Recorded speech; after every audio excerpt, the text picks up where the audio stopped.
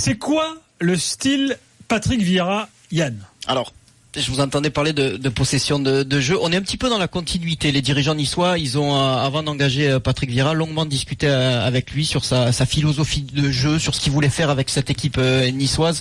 Et les chiffres, je crois, sont assez parlants depuis le début de la saison. Nice est une des équipes qui possède le plus la balle. C'est un entraîneur qui n'a pas peur de jouer vers l'offensif. C'est vrai que souvent en Ligue 1, on reproche à certains techniciens d'être assez frileux.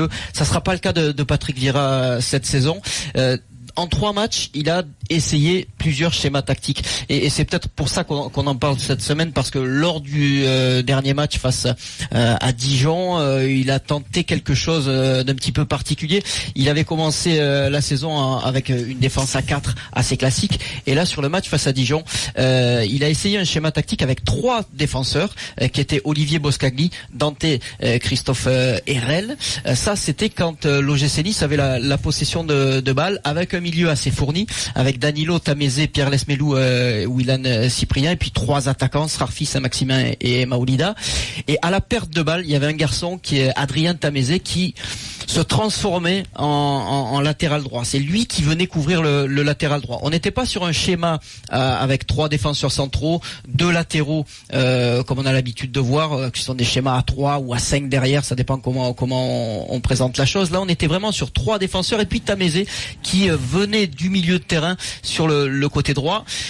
Ça n'a pas fonctionné si on regarde le résultat pur et dur. L'OGC Nice a pris une rousse, une fessée, 4-0 face à Dijon. Ça va pas faire plaisir aux supporters niçois, ce que je vais dire, mais pendant 66 minutes, ce schéma, il a très bien fonctionné. Et je trouve qu'on est... Moi, je suis absolument d'accord avec toi. On est très dur avec Patrick Vieira dès le lendemain. Non, pas ici en tout cas. Pas ici, mais je trouve que les commentaires ont été assez sévères, et notamment sur ce schéma tactique. Oui, mais Yann, le problème de notre époque, c'est de ne s'intéresser qu'aux résultats. Je suis d'accord avec toi. On ne s'intéresse qu'aux résultats. Le résultat, il est catastrophique. 4-0 à la maison face à Dijon, 2 défaites à domicile, 1 seul point en 3 journées. C'est un bilan comptable qui est absolument mauvais. On va peut-être essayer, nous, de parler ce soir de ce qui s'est passé sur la première journée. Ça a été très dur pour Nice. Un mauvais match face à Reims. Ça a été déjà beaucoup mieux face à Caen, avec un coup tactique une fois que l'équipe était menée. Patrick Vieira n'a pas hésité à faire rentrer un jeune joueur, Ganago, qui a égalisé. Il a changé son schéma tactique. Ça a été beaucoup plus offensif. Et là, encore une fois, face à Dijon, pendant 66 minutes, c'est presque un miracle si Dijon n'est pas mené 1 ou 2-0 avant qu'intervienne l'ouverture du score dijonnaise. Alors, évidemment, si on regarde le verre à moitié plein ou à moitié vide, je vais vous expliquer que la fin de match, à partir de l'ouverture du score, ça a été une catastrophe. Ça, c'est vrai. Les Niçois, ils se sont mis la tête sous l'eau. Ça a été un fiasco total sur la fin de match. C'est ça, en fait, qui est le côté négatif de l'affaire. Exactement. C'est la façon dont mentalement tu réagis si tes intentions qui sont très positives et qui t'ont permis de te créer beaucoup d'occasions très très nettes, le genre d'occasion qui te fait dire que tu pourras pas les rater 2 fois tellement elles sont énormes. Exactement. Il y a après, c'est comment c'est l'engrenage négatif dans lequel tu peux te mettre en ne croyant plus exactement au schéma proposé, en te disant ça marche pas trop. Et en Ligue 1, le problème c'est que tu es souvent face à des équipes qui à l'extérieur se positionnent plutôt bas sur le terrain et savent exploiter cherchent en tout cas à exploiter les espaces. Et si tu te fais planter comme ça 1 fois, 2 fois, 3 fois, après tu peux perdre confiance. Et comme avec un groupe Nice, très très jeune, très jeune, Daniel, et c'est l'explication de Patrick Vieira. Voilà. Et tout de suite après le match face à Dijon, il a pointé du doigt le manque de caractère de son équipe et le manque d'expérience de son équipe. On va rappeler que la ligne d'attaque de l'OGC Nice, c'était Srarfi, Saint-Maximin, Maoulida, 19 ans, 21 ans, c'est très jeune au milieu. Il y a des garçons comme Olivier Boscagli en défense qui ont 20 ans. Donc il y a très peu d'expérience, il y a beaucoup de jeunesse dans cette équipe. Il réclame du temps, Patrick Vieira. Je pense qu'il va falloir lui en donner. Et puis il y a un garçon qui revient dès vendredi, c'est Mario Balotelli. Sur un match comme face à Dijon, avec un Balotelli moyen, je pense que ça peut faire 2-0 à la mi-temps et on a un tout autre discours. Et je voudrais dire également qu'à la fin du match, il y a Olivier Dallaglio, l'entraîneur de Dijon, qui est venu en conférence de presse, qui est toujours très classe et qui a été je vais pas dire dithyrambique, mais qui a été assez élogieux envers l'équipe de Nice, qui a été assez lucide sur la prestation. Alors qu'il leur a mis 4-0. Alors qu'il venait de leur mettre 4-0, il a dit le score ne reflète pas la physionomie du match. C'était juste la réalité. Ouais, c'était la réalité, mais tous les entraîneurs n'ont pas cette lucidité-là au sortir d'un match et en se présentant. Quand tu gagnes 4-0, c'est plus facile d'avoir cette lucidité aussi. C'est vrai aussi, mais t'es pas obligé de le faire. Il y a juste un truc quand même sur le style Vieira. Juste le style Vieira, la possession, tout ça. Quand il était entraîneur aux États-Unis, avec donc le club de New York City, qui n'était pas le club qui avait les plus grandes stars. Alors il y avait David Villa, mais qui jouait un match sur 3 globalement, enfin qui est peut-être pas là tout le temps. Et Pirlo. Il a quand même réussi à être assez vite là avant qu'il parte. Il était deuxième du classement. Alors il y a deux conférences là, mais enfin au classement général il était deuxième. Non, mais il a eu des bons résultats. Donc il avait des bons résultats. Enfin pour son premier vrai poste en tant que numéro 1, avec un style de jeu que tout le monde appréciait. Même si les Américains sont pas des super spécialistes. Moi aussi j'ai eu plein d'échos là-bas de gens qui étaient avec lui, des joueurs qui ont joué pour lui et des gens qui observent la MLS. C'est vrai qu'il y a que des bonnes choses sur Patrick et sur après c'est pas la même pression quand tu viens en Europe, quand tu viens à l'OGC Nice, même avec les moyens qu'il a, avec beaucoup de jeunes et tout ça, t'as un devoir de... Et surtout en Ligue 1 qui est un championnat particulier pour ceux qui essayent avec des équipes qui ne comportent pas de crack d'essayer de bien jouer, d'avoir de l'ambition dans le jeu. C'est un peu plus compliqué. Il est là moi le bémol que je mettrais, parce que comme vous, j'ai vu les matchs de Nice. Alors le premier était raté. T'as regardé Nice-Dijon samedi soir, Jérôme ? Ouais, j'ai regardé. Il était un peu en entier. Et franchement, le résultat, comme vous l'avez dit, de toute façon, tout ce que vous avez dit est vrai. Tu te dis, il y a eu après ce but, une équipe qui s'est complètement disloquée. C'est un gros point noir quand même, parce que ça montre le caractère d'une équipe. Quand tu prends un but, tu dois avoir des joueurs à l'intérieur qui... Surtout avec la bonne prestation qu'il venait de faire, il pêchait dans le dernier geste ou l'avant-dernière, la dernière passe. Tu dois reprendre le dessus, et il y a des joueurs qui doivent absolument éviter de sombrer comme ils ont sombré sur la fin de match. Donc ça, c'est un point noir. Après, moi, ça revient aussi à ce que j'ai fait dans mon avis de la semaine dernière sur les équipes qui veulent avoir cette fameuse possession de balle.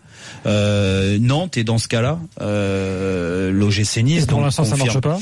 Mais ça marche pas parce que en Ligue 1, et Daniel le disait, c'est vrai qu'il y a beaucoup d'équipes qui sont regroupées. Alors je te dis pas qu'ils refusent le jeu, mais il y a aussi une différente à force de dire ça, là, t'as fait ton avis là-dessus. Non, mais ça veut dire quoi? Ça, en fait, les équipes vont se battre pour ne pas avoir la balle maintenant. Ça va être compliqué quand même. Non, parce que ça veut dire parce que tu peux garde là. Comment tu vas faire au bout d'un moment? Mais quand t'es joueur de foot, tu veux avoir le ballon dans les pieds, que ça soit n'importe lequel. On est d'accord. L'entraîneur, après, il a des principes de jeu. Il préfère aussi avoir la maîtrise du jeu, mais tu peux avoir une maîtrise du jeu plus claire, avec beaucoup de verticalité dans le jeu et moins de redoublement de passes. Et c'est l'ensemble des équipes, je pense, de Ligue 1, elles sont comme ça. Oui, bien sûr. Et quand tu vas avoir cette fameuse possession de balle, ça peut marcher, ça marche dans certains championnats avec des grandes équipes, mais quand tu as une équipe moyenne, et là on le disait, devant l'OGC Nice, c'est moyen. Ça joue depuis le début de saison, Jérôme, sans avant-centre, parce que Scarfi, Saint-Maximin et si tu as la finition, parce que t'as envie de croire forcément que contre Dijon, les occasions ratées, si t'as Balotelli, il en met une ou deux, quoi. Exactement. Il y a une autre stat qui est intéressante sur ce match, c'est que Nice a tiré 16 fois au but. A cadré 3 tirs pour 0 but, alors que les Dijonnais, ils ont cadré 5 tirs, ils ont mis 4 buts. Mais ça revient à la qualité technique. Moi, je suis persuadé que Nice peut continuer. Patrick Vieira va continuer là-dessus, parce que c'est sa philosophie de jeu, et c'est pour ça que, mine de rien, même si Balotelli est arrivé avec beaucoup de kilos de retard et tout, mais Balotelli va faire un bien énorme. Il les avait pas en retard, il les avait en trop. T'es chez Gouin demain, mec. Pardon. Forcément, le journal moyen va pas te rater. Donc, non, mais c'est pas grave.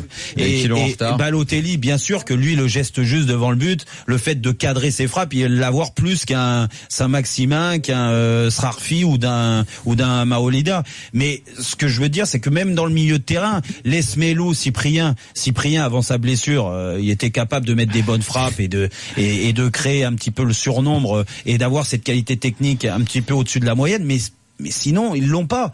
Donc moi, j'ai bien peur que, mine de rien, tu peux avoir de la maîtrise dans le jeu, mais que pour finir les actions, ça soit compliqué. Et que, en plus de ça, si en plus tu manques de caractère, et dès que tu prends un but, tu sombres, et les prochaines journées, elles peuvent être compliquées pour Nice. Concluons ce dossier tactique avant de dire un petit mot du mercato niçois avec Stéphane au 32-16. Salut Stéphane.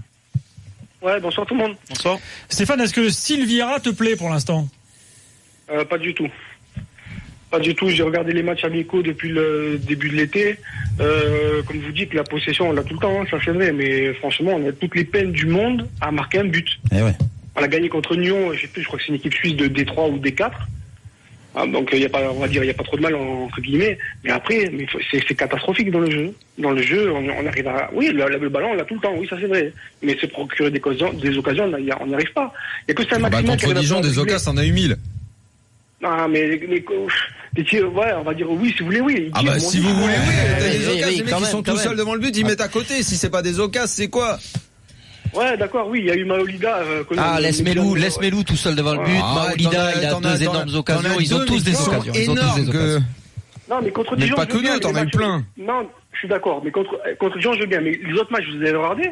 Les autres matchs, il y a que Saint-Maximin qui est capable de dribbler. Devant, il y a des fantômes devant. Après, faut pas oublier qu'on a perdu un mec comme Seri au milieu de terrain. C'était notre métronome. Ils ont voulu le remplacer par Danilo, mais Danilo, on l'a vendu comme un joueur super machin, mais il casse pas des briques, Danilo. Franchement, il casse pas des briques. Et je comprends pas comment on met un mec comme Souquet remplaçant, enfin, hors du groupe, alors qu'il est trop fort. Après, pareil pour le gardien. Il va peut-être partir, même. Lucien Favre, il n'en voulait pas de Cardinal. Il arrive, il met titulaire, mais c'est un désastre, Cardinal. On dirait moi dans la cage.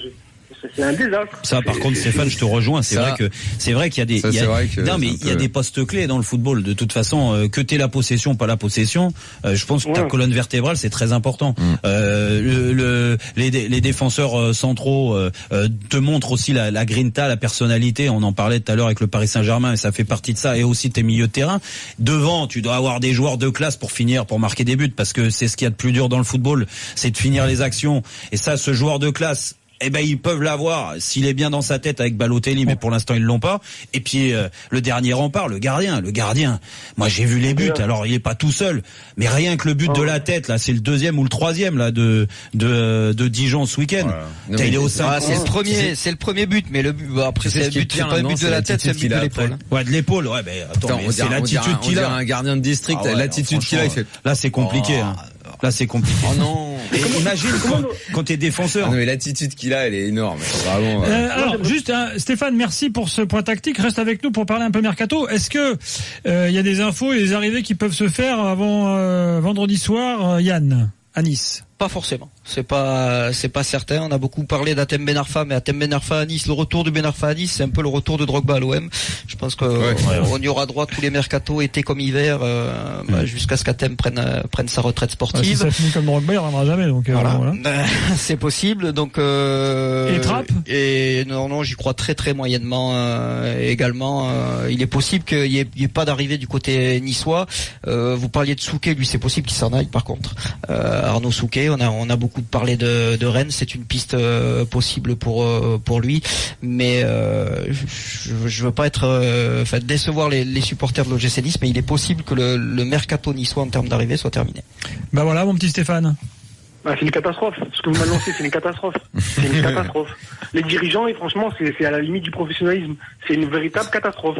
De prolonger un mec comme Cardinal, c'est un manque de professionnalisme. Franchement, c'est un désastre. Après, on va leur laisser un peu de temps quand même, parce que tout n'a pas été facile. Non, mais je parle en général, pas pour Patrick Vieira, pour cette équipe niçoise. Il y a du talent. Maolida, il a raté des occasions, mais c'est bien ce qu'on a vu quand même de la part de ce jeune garçon qui a 19 ans. Ça peut être une révélation. Willan Cyprien au milieu de terrain, s'il retrouve son niveau qu'il avait avant ses croisés. Enfin, il y a quand même pas mal d'espoir autour de cette équipe. Alors c'est vrai que c'est un début de saison très compliqué pour l'OGC Nice. C'est un peu la sinistrose au niveau des supporters avec cette équipe. Moi, je voudrais quand même mettre un peu d'espoir autour de cette équipe de l'OGC Nice et dire que, alors tout à l'heure vous parliez de pression, je pense déjà que Patrick Vieira au niveau de la pression, c'est pas un perdreau de la veille, et je pense qu'il est capable d'assumer cette pression-là. Et puis dire aussi qu'à Nice, parfois ça a été compliqué pour certains coachs. Claude Puel, qui a connu des séries très difficile avec 7 défaites d'affilée. On lui a laissé le temps et pour Lucien Favre également, et je pense que... Est-ce que tu penses, Yann, que River est le genre à ne pas laisser le temps? Bah non, pas du tout, c'est ce que je te dis. Donc je pense que Patrick Vieira, pour ça, il est dans le bon club. Je pense qu'il en est conscient. Il y a une question qui lui a été posée aujourd'hui par un journaliste. Il a ouvert de grands yeux parce qu'au bout de 3 journées, quelqu'un lui a demandé si il avait toujours la confiance de ses dirigeants. Ah, bah attends, je te coupe. La réponse de Patrick Vieira. Voilà. Avec le président ou avec Julien, on s'appelle, on discute, on parle des résultats, on parle du contenu du match, on parle de l'état physique, mental des joueurs, on discute de comment je vois le groupe, des joueurs individuellement, et c'est tout. Après, c'est quand même culotté de poser la question quand même. Voilà la réponse. Non, mais il a raison, c'est très bien, belle réponse de Vieira. Non, j'espère vraiment qu'il aura le temps, quoi. Ouais, je vais juste conclure en remerciant Jérôme Thomas, qui est un homme de goût et qui connaît la valeur des performances et qui m'a mis un excellent synthé, parce que je suis en train de regarder les images en même temps. A gagné le tournoi de paddle de Cassis. Ah ouais? Tu joues bien au tennis, Yann? J'ai complètement abandonné le tennis, je suis vraiment parti dans le paddle. Et depuis combien de temps tu joues? Allez, 1 an. Ouais, je m'y suis pas du tout mis, moi. Il va falloir s'y mettre. T'en fais pas. Et tu peux en parallèle du tennis jouer à ça et... Ouais, pour moi, ce sont deux sports totalement différents. Ce sont deux sports totalement différents. C'est pour ça, donc je joue pas au paddle. Ouais, non, parce que si tu joues au paddle, tu vas arrêter le tennis. Non, mais c'est bon. En même temps, le paddle contre Jean-Pierre Bernès et Jean Tigala, heureusement que tu gagnes. Non. Bah, y a qui à Cassis? Il y a Jean-Pierre Bernès. Non, il y a un très bon club de paddle à la Presqu'île à Cassis. L'autre qui nous vend le club de paddle de Cassis, ils étaient 4 à faire le tournoi. Non, club d'ailleurs dans lequel jouait Didier Deschamps. Didier Deschamps, mordu de paddle, maintenant il est à Beau Soleil, mais il venait à Cassis avec Jackie qui est toujours là. Venez jouer au paddle à la Presqu'île à Cassis. On salue Jackie. Voilà. Salut Yann. Ciao, bonne soirée. Merci beaucoup. Gratuitement là-bas. Dans quelques là maintenant que Jackie a été cité, je crois que c'est réglé. Dans quelques instants, des infos mercato concernant Rennes, mais aussi concernant Lyon qui s'est mis d'accord. Je vais vous faire le teasing de ouf. Lyon s'est mis d'accord ce soir avec un attaquant très courtisé.